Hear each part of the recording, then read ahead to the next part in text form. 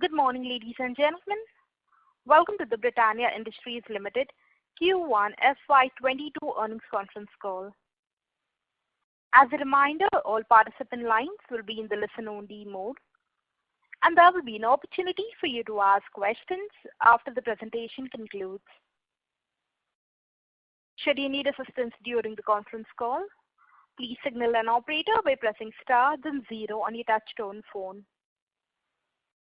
Please note that this conference is being recorded. I now hand the conference over to Mr. Yash Bagri from Britannia Industries Limited. Thank you, and over to you, sir. Thanks, Lizanne. Hi, everyone. This is Yash from the Investor Relations team. First of all, apologies for a couple of minutes delayed start. I welcome you all to the Britannia earnings call to discuss the Q1 21-22 financial results. Joining us today on the earnings call is our Managing Director, Mr. Varun Berry, Executive Director and CFO, Mr. N. Venkatraman, VP Procurement, Mr. Manoj Balgi, VP Marketing, Mr. Vinay Subramanyam, and VP Sales, Mr. Vipin Kataria. Before I pass it on to Mr. Varun Berry, I would like to draw your attention to the safe harbor statement present in the presentation. Over to Mr. Varun Berry on the remarks on the performance. Good morning, everybody. Sorry for the late start. Some technical glitch. So, starting with the presentation, if we get to page 3, it's really been a tough quarter from resurgence of COVID standpoint, but we made sure that we got all of our employees vaccinated. We've covered 92% of our employees with one dose. And now that the interval between the 2 doses is higher, I would think that in the next couple of months, we should be 100% with all our employees. We'd also taken term insurances and hospitalization insurance, which came in very, very handy during this time. It was a very, very vicious resurgence, and we are glad that we are out of that. Moving on to the next page, which gives us, the performance. Now, what we've tried to do is we've looked at it from 3 vectors. So the year-on-year performance is flattish from a revenue perspective. Sequential growth versus Q4 of last year is 10%, and the 24-month growth is 25%. On the operating profit front, the year-on-year growth is -25%, sequential growth is 12%, and the 24-month growth is at 44%. So I would say yes, from a last year perspective, because we'd seen the peak last year in this quarter, and we had all the efficiencies working for us. We were only producing 3 brands, and all our lines were full pelt out on those 3 brands. There was no variety that we were producing. So from that standpoint, yes, we are down, but overall the performance, as I would look at it, is very good. From a market share perspective, again, our march continues. We've continued to gain share, even in this quarter. So that's a good sign. So if you look at it, all 3 parameters are fairly healthy and green. Moving on to the next slide, which really talks about what really happened during this quarter. The COVID-19 second wave was very, very severe. It was, we see the spike there, which suddenly happened during this quarter. And this time it was the rural, hinterland, which was also hit pretty badly. During this time, we also saw crude oil prices go up, and the prices of fuel in India go up fairly considerably. And the palm oil prices also went. They were really, really very, very different from what we've seen in the last year. We've seen a sudden spike in all fat prices during this quarter. So in view of the pandemic and the hardship to the consumers, we were cautious in our price increases. We haven't gone completely all out on price increases. We've started to take some price increases, which the task will get completed, but we were just a little cautious to make sure that there's no sudden impact to the consumers. But we were very aggressive on the cost efficiencies, which has helped us, and which has helped us not just, obviously keep the shape of our profitability, but sequentially improve it as well. We've continued to drive, we've continued to make sure that all our initiatives on the cost efficiency programs are continuing at a pace which is, much more brisk than what we've done in the past. Now, moving on, we can focus on our strategic planks. We've spoken about these. So innovation, while I must say that because of the COVID-19 second wave, this did take a little bit of a backseat because people couldn't travel to factories and, even trials were difficult, etc. Distribution and marketing again took a little bit of a tumble because we wanted our people to be safe, so we told them not to, go out and work in the market. But I think it was the right thing to do because we are coming back on all of these parameters very strongly once the pandemic has receded. Our cost focus, as I told you, was very, very sharp during this quarter. Adjacent business was, the products which were for home consumption did well. The on-the-go products did suffer during this time. And we worked very hard on our sustainability agenda. From an innovation and renovation standpoint, the two big ones were the Good Day Choco Chip relaunch, where we had a surprise pack and we had some celebrities. So it created a lot of excitement, and this product's doing well. The second one was the 50/50 potazos, which is a very, very interesting product which we've launched in the Northeast for the time being. But as we speak, we are looking at spreading it across the country. The response from the Northeast has been fairly good, and this will be supported with a 360-degree campaign, which includes everything that's there on that chart. Now, marketing activities during this quarter were definitely much more aggressive than what we've seen in the previous year first quarter. So most of our big brands were back on air. We had the Milk Bikis South, which is our very strong bastion. We also launched the rest of India Milk Bikis, which is being promoted by Pankaj Tripathi. It's got a very strong proposition of doodh roti, which is something which is doing very well in the Hindi hinterland. We also had a Good Day Cashew and, all of these brands. I'm not going to go through all of this here, but we were fairly back on air with our brands on biscuits as well as on our adjacency products like cake and rusk.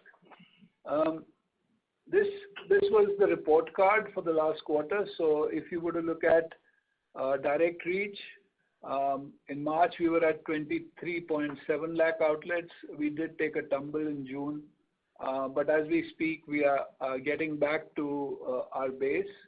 Our rural distribution continued. No big progress here, but at least we kept it stable. The focus states, their growth kept outpacing the country's average, and the channels, the channel growths, which had been tepid for the last couple of years, were back in this quarter. So we are hoping that the modern trade, the e-commerce, as well as all of the adjacent, all of the other channels, they'll start to produce results for us, as last year was quite bad on that front. We also continued our march on creating and sustaining an ecosystem of efficiencies, and we've spoken about this in the last quarter's call as well. So from a process improvement standpoint, we had the S4HANA, which had been implemented, Arteria, which is our distribution system, and dealer management system for our distributors, and Ariba, which is the procurement and purchase system. These were very well stabilized. That we are looking at making sure that this starts to support our entire business.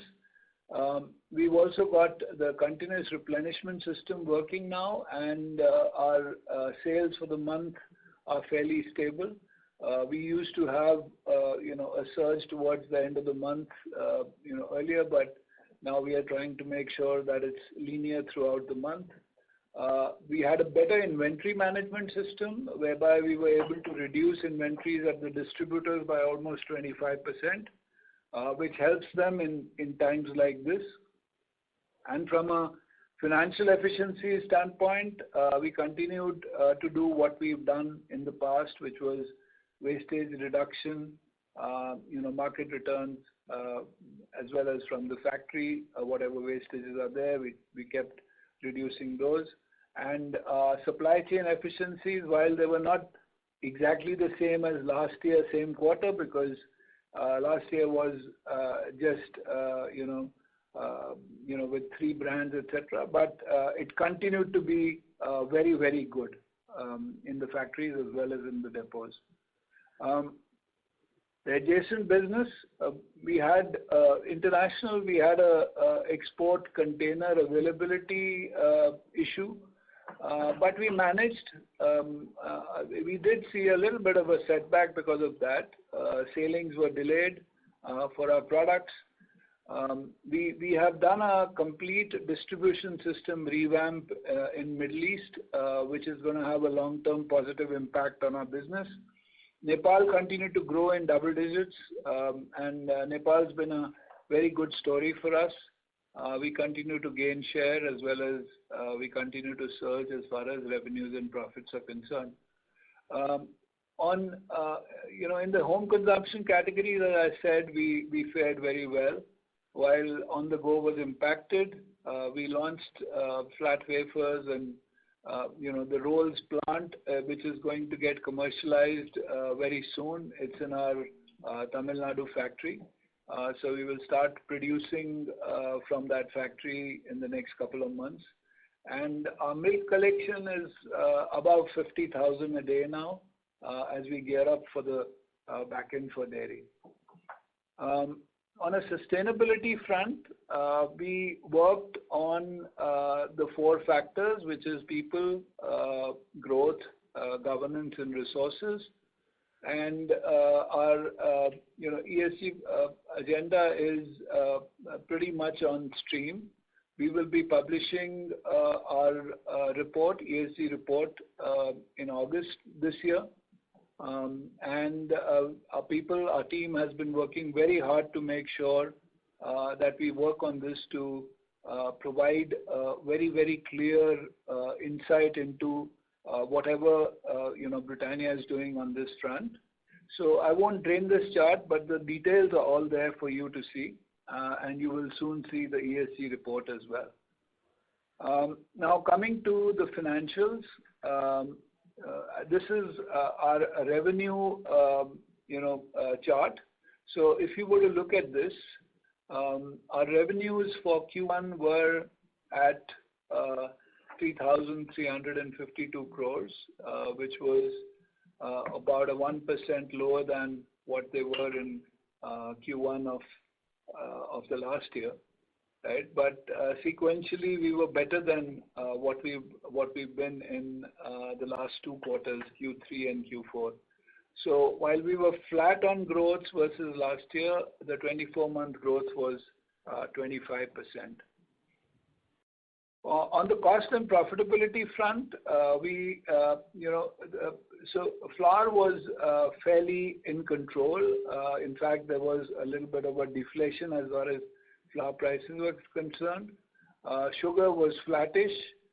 Milk, there was an inflation in all milk products during this quarter, but the biggest inflation came on fats, where we saw almost a 50% inflation during this quarter.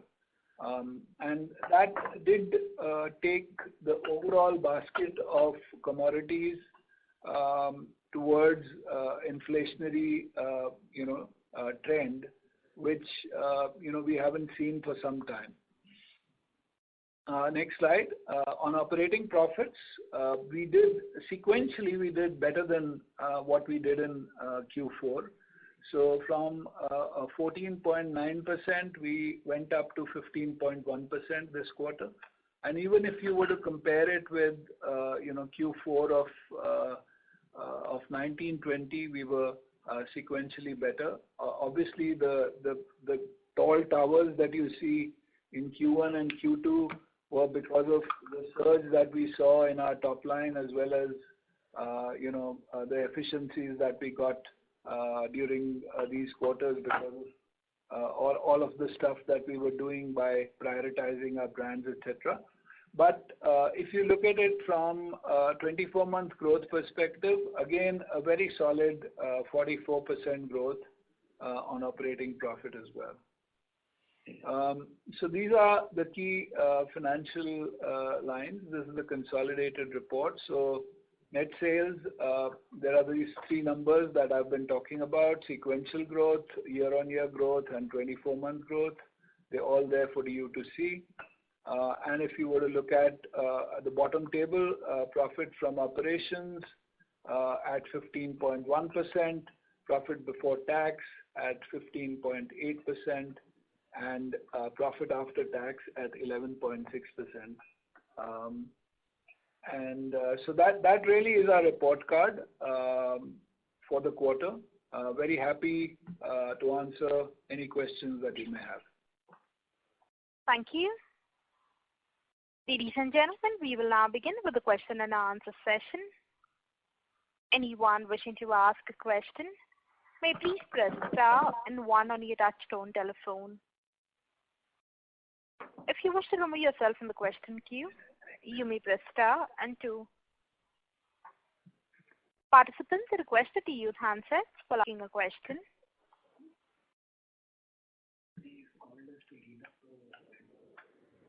Ladies and gentlemen, in order to ensure that the management is able to address questions from all participants in this conference, we request you to limit your questions to 2 per participant only. If time permits, you can come back in the question queue for a follow-up question. The first question from the line of Abneesh Roy from Edelweiss. Please go ahead. Yeah, thanks and congrats on very good sales performance. My first question is on that only. So wanted to understand how much was the impact of SAP for HANA restocking. Q4 had suffered because of that. There was hardly any panic buying, pantry loading. So what led to 10% growth, which was happening for the past 2 quarters on a 24-month basis, that jumping to 25%. So Parle also saw very good July. So wanted to understand, has your July month also been fairly similar kind of performance sustaining, Q1 performance sustaining? So Abneesh, yes, we did see a little bit of a resurgence as far as sales were concerned. So it's not like what it was last year, but I think also the parameters that we operate with, which is distribution, and that helped us, because I think what really happens is that people migrate towards trusted brands, and that's why we saw a resurgence, and similarly maybe Parle saw a similar kind of resurgence. So people do tend to lean on their most trusted brands, and luckily for us, most of the brands which did well were the premium brands. Parle obviously gets their resurgence in their Parle G, which is the most trusted brand from their portfolio. Now, I think it's something which we had seen. If you remember last year, we had seen a very resurgent first quarter, a reasonably resurgent second quarter, and then we'd seen a little bit of a cool off that had happened. The cool off had happened because the economy, etc., was it was a little bit of a sad kind of a situation with COVID happening and some businesses shutting down, etc. But I think this time the government hopefully is going to do all that's necessary to keep this going. The rural economy, because it suffered this time because of the COVID situation, I think government's measures will make a huge difference to how this pans out in the coming months and coming quarters. Sure, that's helpful. I had asked on July, are you able to sustain the Q1 performance? We never give a future-looking forecast, Avnish. But yes, we are reasonably stable, I would say. My last question is on Milk Bikis Atta. So last quarter you had mentioned this will see the heaviest advertising any FMCG brand has ever seen. I understand wave 2 of pandemic would have postponed it. So want to understand two things. One is now is the advertising going to actually happen? And second, how has the initial whatever steps you had put in, because your focus states have done well, 1.33x of the average. So has Milk Bikis also played a big role there? You said it has done well, but want to understand, has it played a big role or is it just the initial? No, it's done very well, Avnish, but I'll let Vinay comment on it. Vinay Subramaniam, who's our VP Marketing, I'll let him comment on it. Vinay, please. Yeah, hi Avnish. This is Vinay here. So first of all, we didn't cut back on any advertising on Milk Bikis in rest of India. This is one brand that has been advertised very, very regularly since we launched this in the month of April. So we've already done 2 bursts. And you're right, we have seen very good sequential growth happening in Milk Bikis. I can't disclose exact numbers, but it's been far higher than the Britannia growth that we have seen for this brand as such. And we are very, very bullish on this. And even now in July, we have started our 3rd round of advertising as well. So just last follow-up, where is it taking share from? Is it the initial publicity-related burst, the inventory which gets put in, or is it a share gain which is happening from the competition? So, Avnish, when you see a resurgence like this, it's obviously a share gain that's happening. See, you've got to remember the base of the pyramid is the entire sea of glucose that is sold.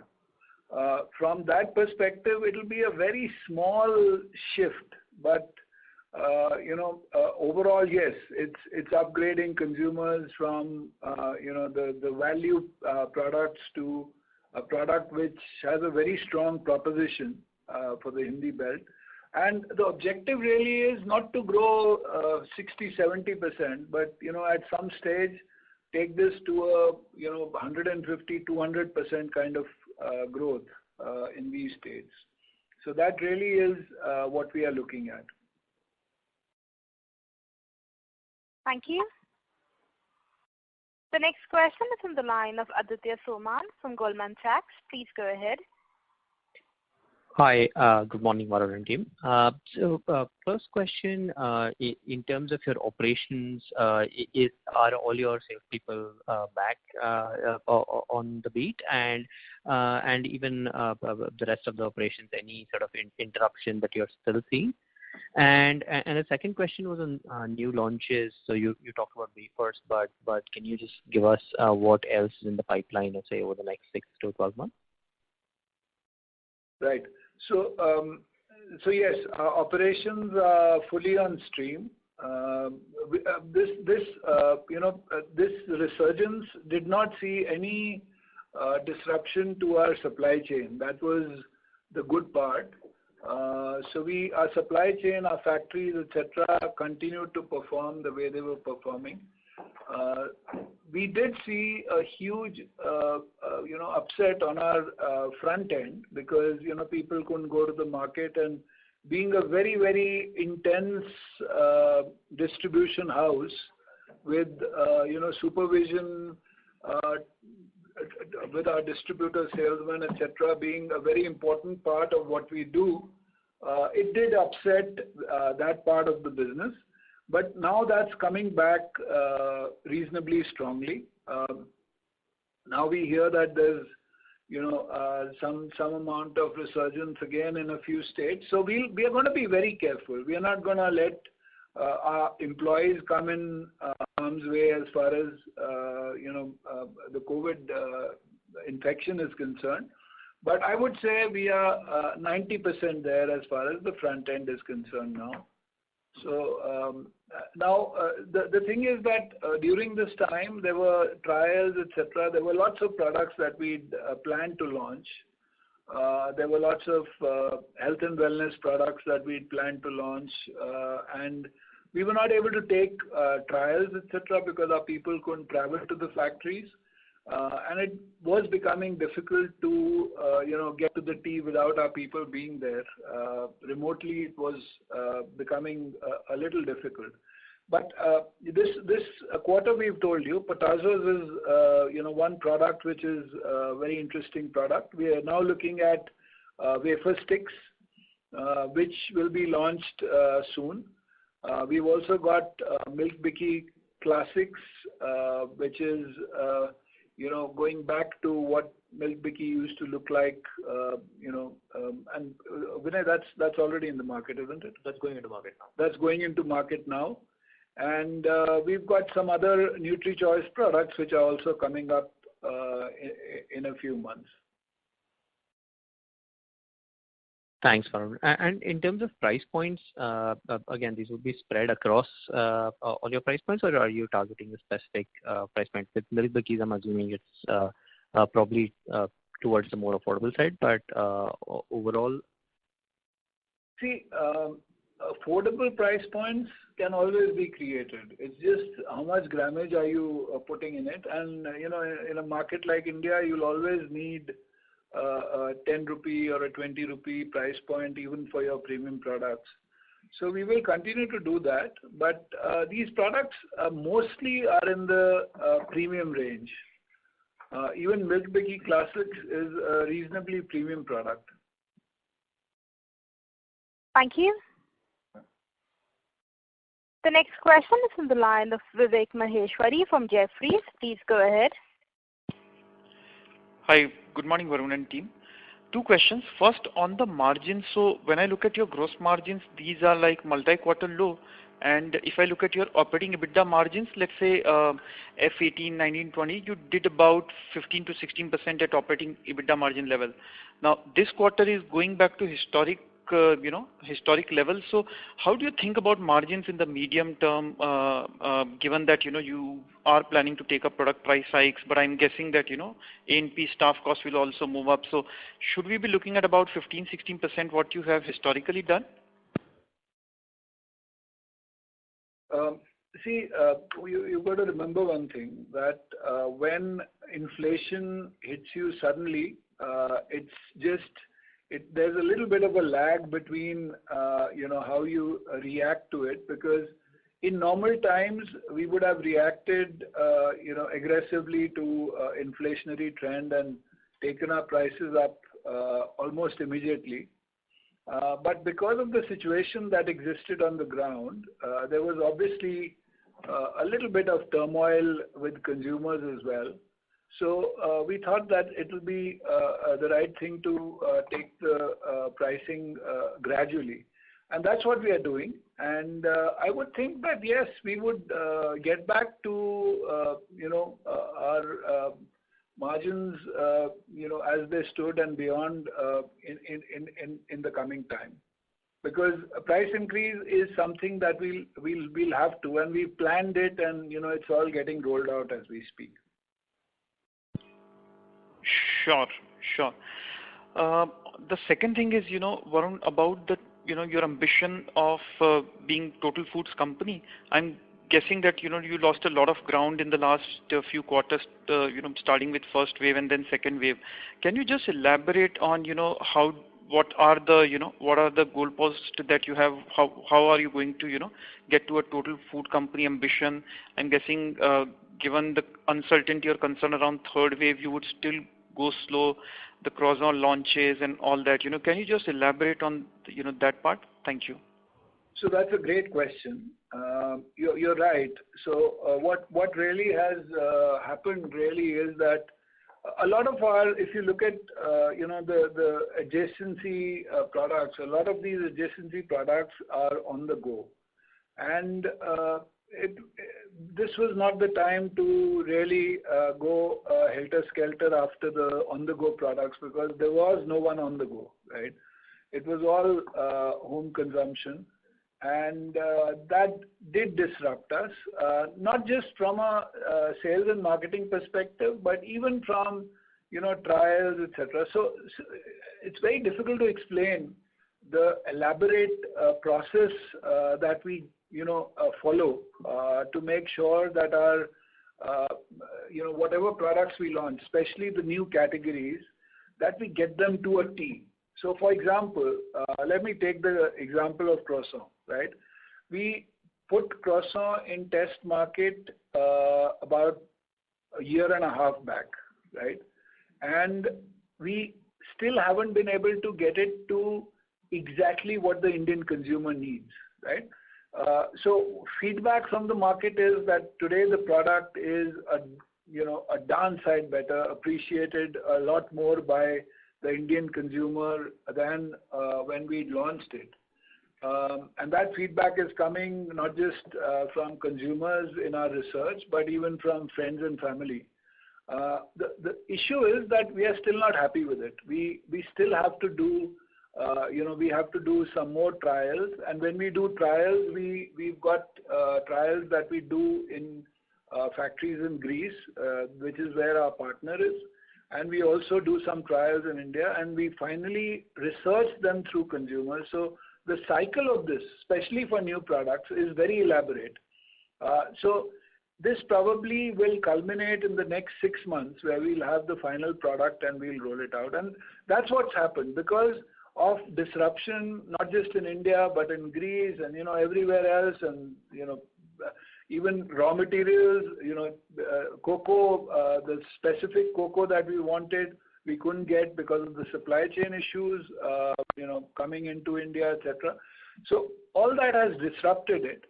But I would say that it's just a disruption. We will get back to speed, and we will make sure. And there are some very, very exciting thoughts that we have, which if they were to come through, it could be a very exciting journey for Britannia, not just in the existing products that you've heard of, but it could mean that we could get into certain categories which could be even more exciting than what we've been talking about.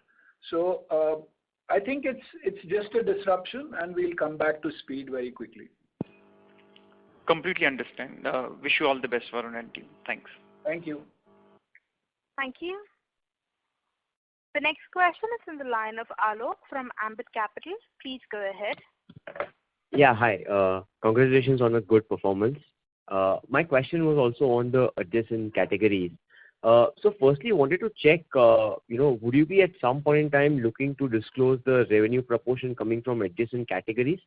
And can we get a ballpark number at present? So one would be biscuits, adjacent categories, and dairy. So dairy we know 5%, but the adjacent would be what proportion, if at all you can share? The adjacent categories would be at about 2,500 approximately, including all of our products which are outside of biscuits. And yes, about dairy is about 5% of the total mix. Got it. Yeah. Got it. And this 2,500, of course, covers the dairy bit also, right? So we'll back calculate accordingly. Yes. Okay. My second question was on the Ranjangaon plant. So, I believe that, a lot of efforts over the last 2-3 years have been put into the Ranjangaon operationalization. So what percentage of the plant would be operational currently? And by when can we see 100% operationalization for the same? So it's been a process of continuous expansion. So currently, Venkat, how many lines do we have operating there? 8 lines, doing roughly 10% of total production. 8, including the croissant and everything. Yeah. So we've got 8 lines which are fully operational in Ranjangaon, and we are putting up some more. So, for example, right now we're thinking of putting up a rusk line there as well.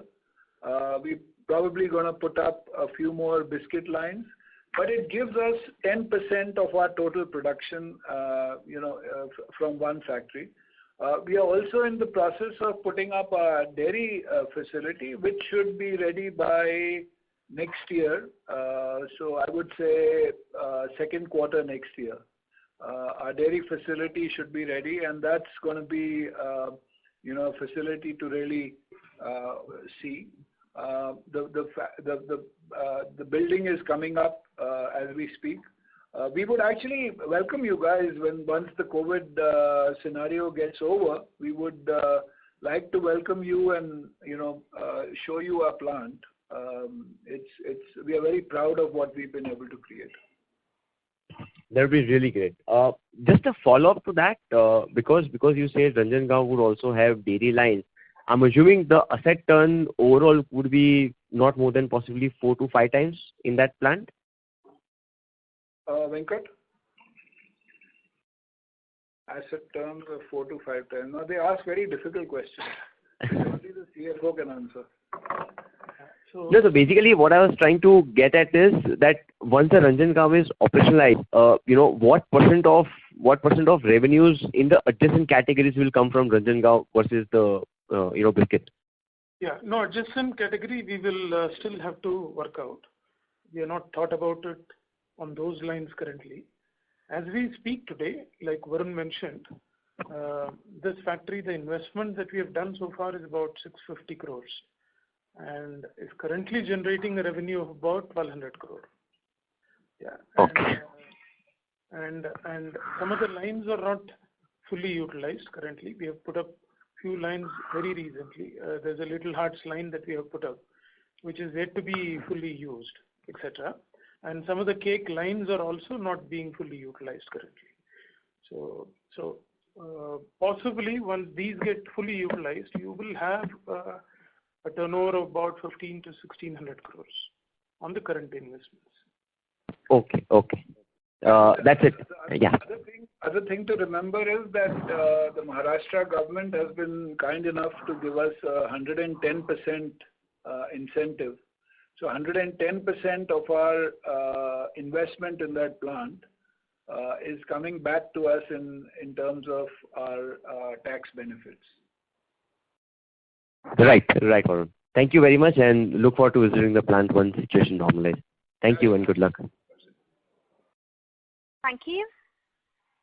The next question is from the line of Shirish Pardesi from Centrum Capital. Please go ahead.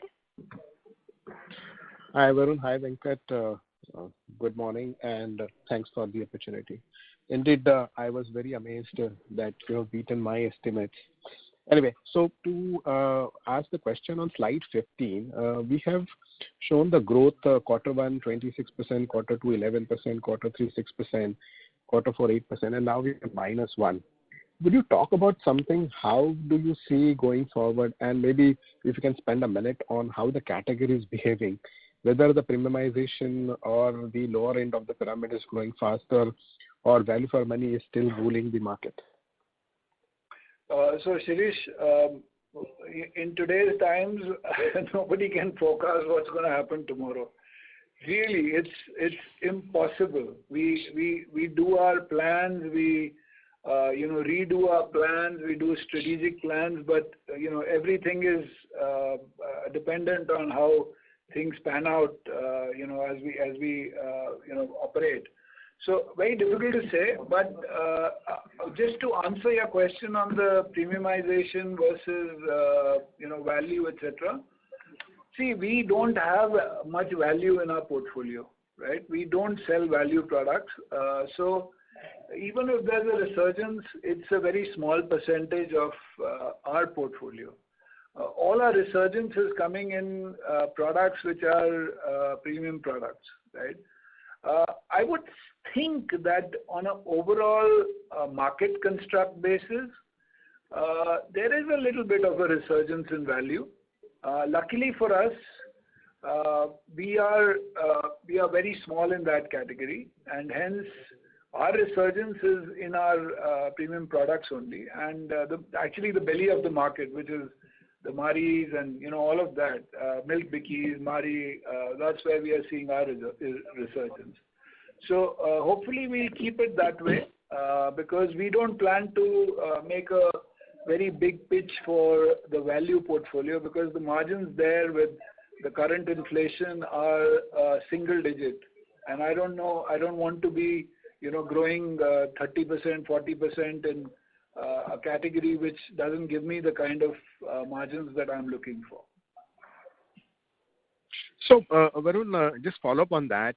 When we say that -1% decline on the revenue, would you be able to help me with the volume, what we have seen? Is it higher than -1% or positive? Yes, it is. It's positive 1%. The volume is positive 1%.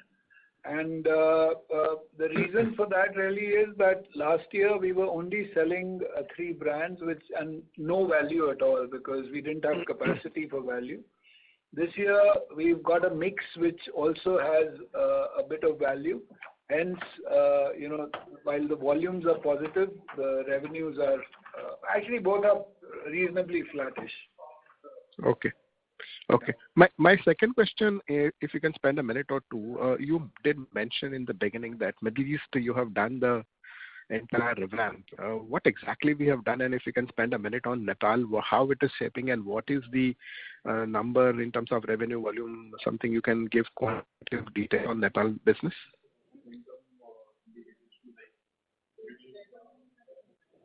Sorry? You're talking about Nepal? I'm talking about international. You mentioned that we have done some revamp in the Middle East in terms of distribution. Yes. Okay. So what exactly we have done and about Nepal? Yeah. So on the distributor front, we have changed our distributor. We did a pitch for our business there. It's a very, very solid business. And we were not getting the kind of traction on distribution and in terms of execution with the earlier partner. So we did a pitch. We got a new partner who's very solid, very good on execution, and that changeover has happened. Obviously, there are some disruptions which happen when there is a changeover because you have to take stock from the old distributor, etc. So all that was in process during this quarter.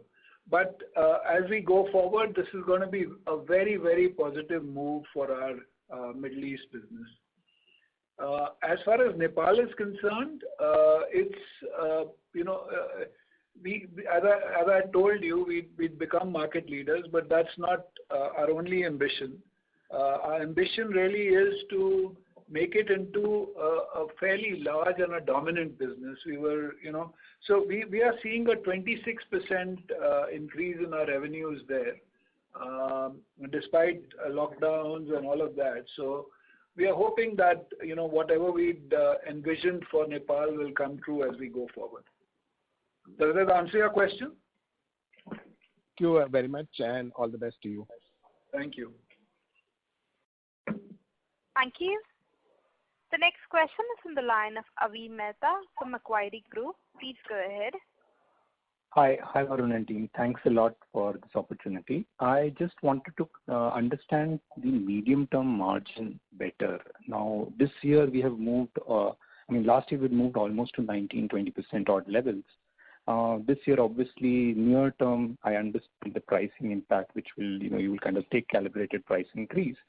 But from a medium-term guidance, should we look at 19-20 as the new level that we would seek to achieve, or is 16-17 that we have historically seen, the level that is the right level to look at, because there was one-offs that happened in that 19-20%?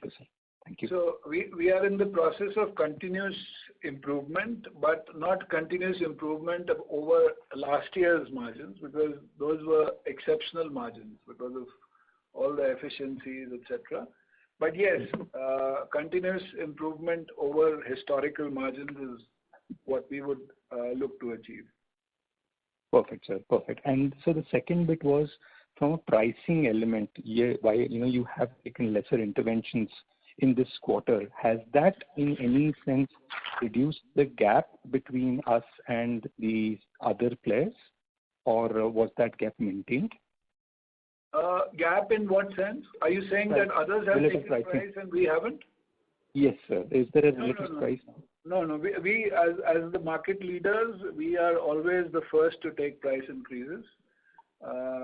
It's the market leaders always has to initiate that. We are not ones who believe in price wars and taking advantage of a situation like this. We believe in taking the price at the right time, and that's what's got the entire industry to a situation where the entire industry is today making a lot more margin than what we've ever made in the past, right? The industry has gotten used to it. We've never taken advantage of anyone else's, situation. We always initiate price increases, and we will continue to do so. Perfect, sir. Perfect. And a bookkeeping, if I may, sir, the last, this phantom options, would that in any way change the employee cost outlook, or is this more a restatement of the existing ESOP plan? That's for Venkat. Thanks. That's all from my side. Yeah. So ESOP scheme is being replaced by a stock appreciation scheme, and the terms are going to be similar. So therefore, at the moment, as we speak, on the options that are vesting and are likely to be exercised in this year, we don't see any implications on the P&L. Okay, sir. Thank you very much, sir. Thank you. The next question is from the line of Amnish Agarwal from Prabhudas Lilladher. Please go ahead. Yeah. Hi, sir. Thanks for the opportunity. A couple of questions from my side.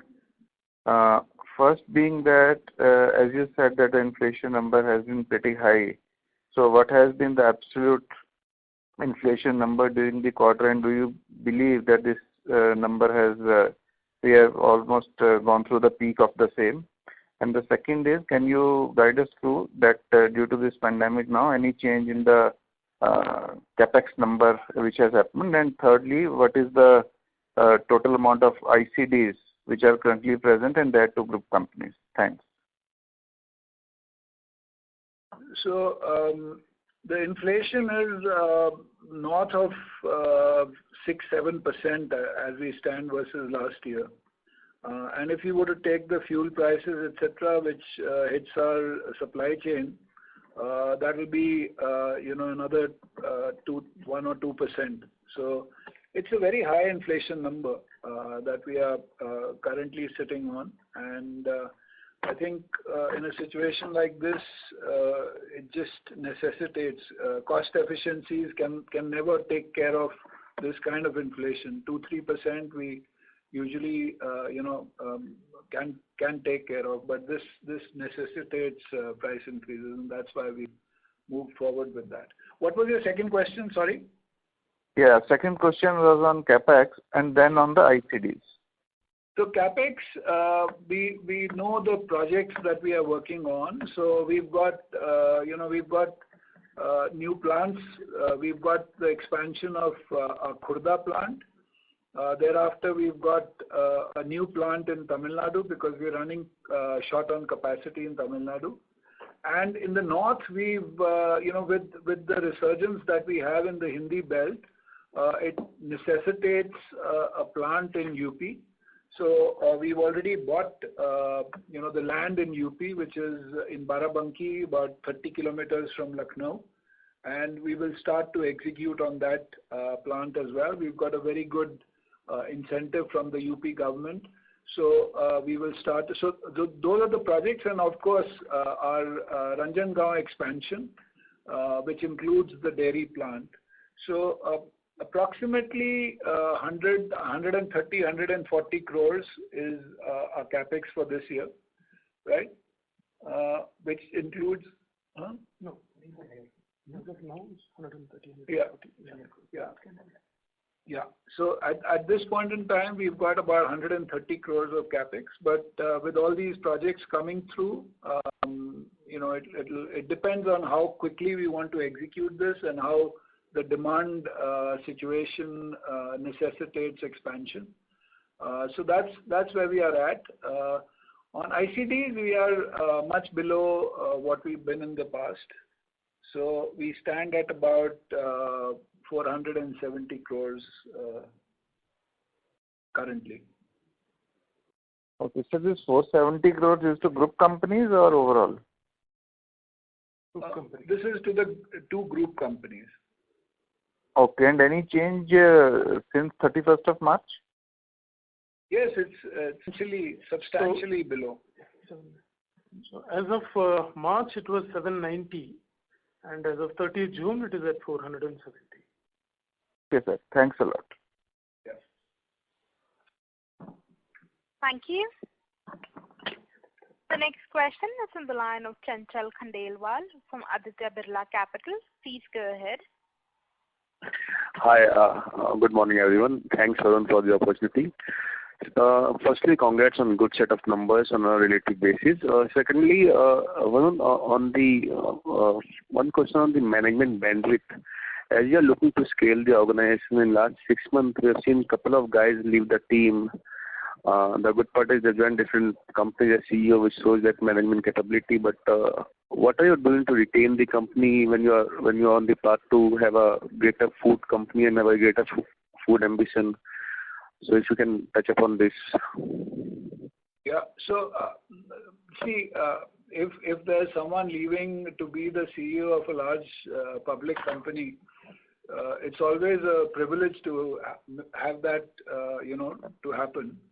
But yes, we miss such people. But I would say that we probably have a fairly good talent pool. And even if you were to look at the people who we have currently, so Vinay Subramaniam, who is sitting in front of me, who's the VP Marketing, and Vipin Kataria, who's here as well, who's our sales head, who's replaced Gunjan, who used to be sales head till about a year back, fairly good. And I think we've got a pipeline of talent which can rise to the occasion. Having said that, the objective is to make sure that we create an environment where people want to stay for a long haul. And one thing that I must tell you, that there's something magical about Britannia. The number of returnees that we have to this company, I don't think in my career I've seen so many people coming back and joining a company that they worked in the past. We continue to get people, coming back to us after having moved out and then coming back to us. So there's some magic to that. However, yes, you're right. We will, we are looking at how we can make this, more sticky and make sure that we can offer more opportunities to our people to expand the pool even further. Sure, thanks, Varun. Well, the second question is on the D2C is the new buzzword in the town when people are talking about online platform, launching various brands in the online platform. Any thoughts on those lines? And I heard when you said that you may look to enter a new category, which is a much bigger category. So if you can touch upon both these, because you have a bigger right to win, I thought, in the online platform and the food platform both. So online platform, having our own online platform is certainly an idea. But I do think that the objective really should be to work with partners.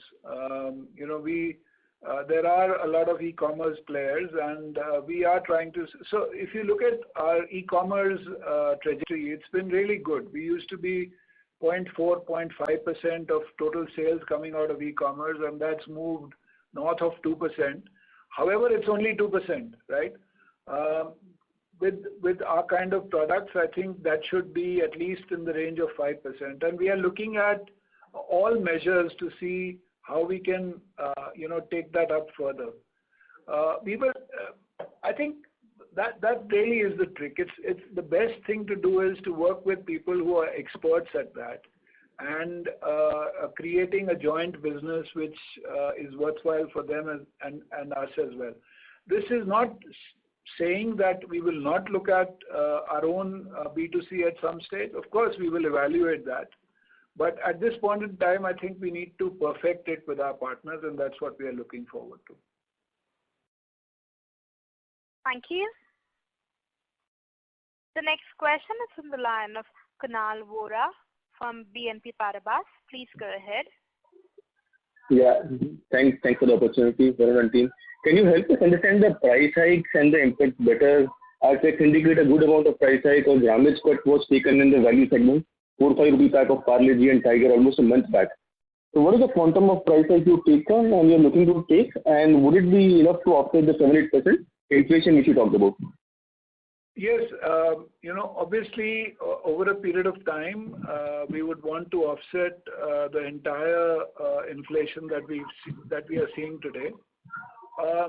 Whatever price hikes were taken earlier have already been negated by inflation. So, as I told you, Parle had taken a price hike. We had taken a price hike in the value segment, but our gross margins are back to single digit again because of what inflation that we've seen in the marketplace. So, it's two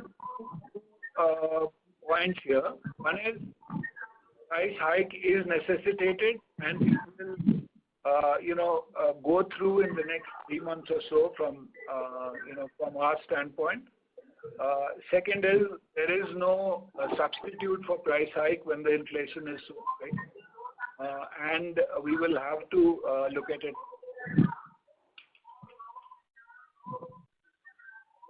Okay.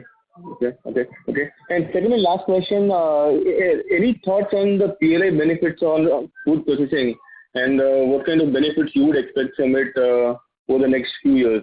And also, if you can talk about the international expansion beyond Middle East and Nepal. Yeah. So PLI, we have applied for the incentive under PLI under the category of ready-to-eat, ready-to-cook category.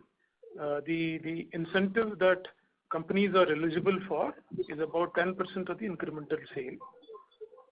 This, however, is capped by the total outlay that the government is going to have for this category year on year. It is subject to the overall claims that are going to come in this category. So it is difficult to make an estimate at this point in time, but we have applied for that. Okay. And what was your second question? International expansion. Plans for international expansion? Yeah. So as far as international expansion is concerned, I think I spoke in the last meeting as well. So we've commercialized a partner in Egypt who is starting to produce product for us. And just yesterday, actually, we've got the clearance for a partner producing in Uganda as well. So these are two markets in Africa which can give us access to a lot more countries, and we are looking forward to that. We are looking at one or two other opportunities, and hopefully in the next quarter or so, we'll be able to frame those up as well. Okay, that's it from my side. Thank you, sir. Yeah, thanks. Thank you. Ladies and gentlemen, we'll be taking the last question. That is on the line of Mr. Vishal Punmiya from Nirmal Bang Institutional Equities. Please go ahead. Yeah, thank you team for the opportunity. Just one question. In terms of SKU mix, how should things pan out going forward? We have seen large packs being sold in a bigger way in the pandemic period. If you could just compare the current times with FY20, how should the mix pan out, especially in the general trade channel where lower SKUs were of a bigger mix compared to the modern trade channel. So how should that mix pan out over the next few years? This quarter has not been very different from what we've seen historically. Last year we'd seen that trend where we'd seen large packs being consumed a lot more because people were sitting at home. But this quarter was more on historical trends. So every every segment, whether it's family pack or LUPs, etc., have been at the same rate of growth. So let's see how it goes. I do think that evolving times, we've got to watch out very carefully and modify our behavior according to what the consumer wants. With normalcy of modern trade, do you expect this to improve at least in the next 2-3 quarters? Yeah. So if you just see what I had presented in the presentation as well, we are seeing modern trade get back. So the alternate channels, modern trade, e-com, etc. We clubbed it together, and we were showing a 4% downside last year, which has now come to a 12% upside versus standard. So hopefully this should come back to normal. So not just modern trade, but also transit clusters, institutions. As companies start to open, as railways start their trains normally, etc., airports, etc., I think all those will come back, and we are hoping that we'll get some upsides from there. Sure, thanks. Just last one question. In terms of the new product that you have launched, Potazos, it's a second bridge product that you have introduced into your portfolio after Deuce. What do you see in terms of pricing, in terms of distribution expansion? Currently, there is obviously a huge problem in terms of the other two players in the market where their distribution is also limited to East. Can we basically, from Britannia's perspective, scale that product to other markets in a much faster way? No, absolutely. So there is some technology which is required to produce this product, and we've got that going only in our Northeast plant, but we are getting this ready in another 3 plants across the country, and it should be ready in the next couple of months. So hopefully, in the next 3 or 4 months, we should be able to make this product pan-India. And I do think that it's an exceptional product which can create a lot of excitement with consumers. So we are looking forward to that. Thank you. Ladies and gentlemen, that was our last question. I now hand the conference over to Mr. Yash Bagri for his closing comments. I thank everyone for spending time with us today. We look forward to interacting with you again. Thank you. Ladies and gentlemen, on behalf of Britannia, that concludes this conference call. We thank you for joining us, and you may now disconnect your lines. Thank you.